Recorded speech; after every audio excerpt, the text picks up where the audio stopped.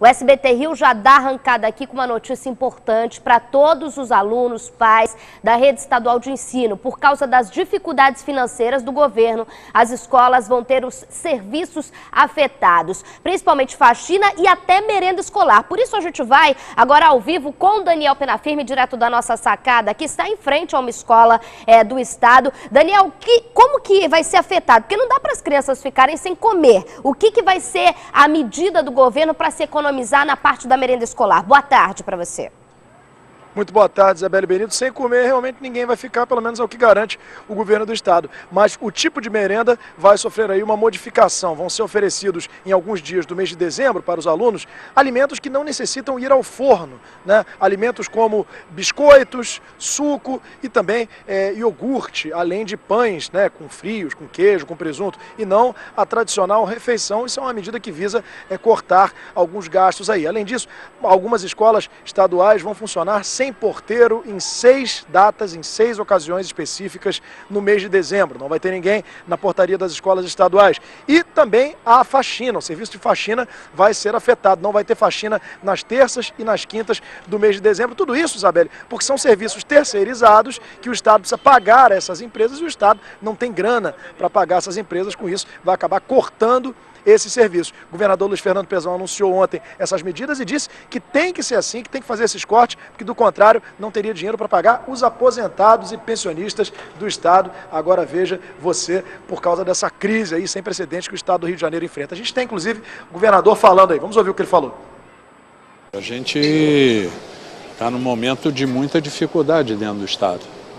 A economia do estado do Rio de Janeiro tem a sua grande fonte de receita, a Petrobras. Nós temos hoje atrasos significativos de recebimentos de impostos, as empresas informando um recolhimento de 7 bilhões de reais e não entrou um centavo na nossa conta.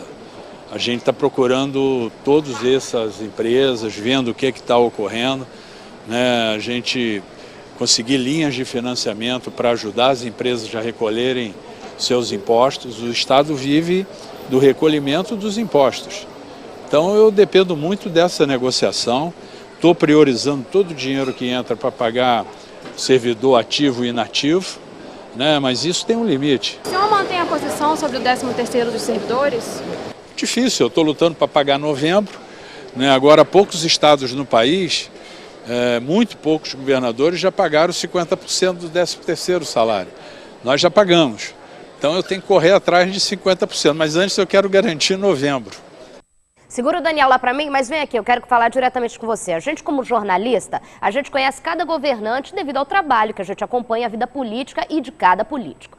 Cada um tem seu ponto forte, seu ponto fraco, muitos têm mais ponto fraco do que ponto forte, mas o Pezão, a gente conhece, é um cara muito correto, muito preocupado com as contas. Ele não vai fazer nenhuma medida que vai vangloriar o seu governo se isso afetar ao cofre público. E isso não é só o estado do Rio de Janeiro. O Rio Grande do Sul está passando um perrengue há muito mais tempo. A gente fica aqui torcendo para que tudo dê certo, principalmente por essas crianças e também por causa dos funcionários públicos. Agora, antes de eu ir para outra reportagem que a gente tem aqui, eu gostaria de falar diretamente com quem já governou o estado do Rio ou com quem pretende governar o estado do Rio. Isso é o que se dá quando você prepara um estado maravilhoso como esse, com uma galinha de um ovo só, que é a Petrobras. Quer dizer que sem a Petrobras, então quebra o estado. Não se investiu em indústria, não se facilitou a indústria, polo industrial, não se teve nenhuma outra receita de renda. Se a Petrobras quebrar, a gente vai para o fundo do poço com ela? É isso mesmo que a gente está pretendendo? Então vamos pensar a política a longo prazo, tá bom?